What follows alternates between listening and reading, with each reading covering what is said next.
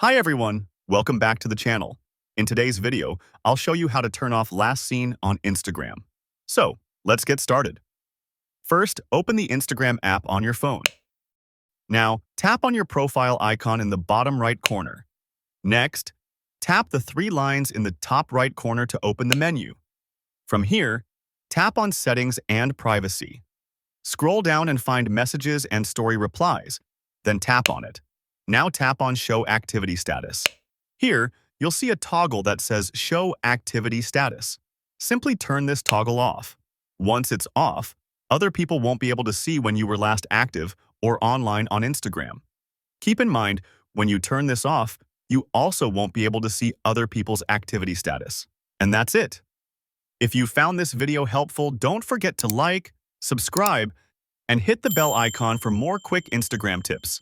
Thanks for watching, and I'll see you in the next video.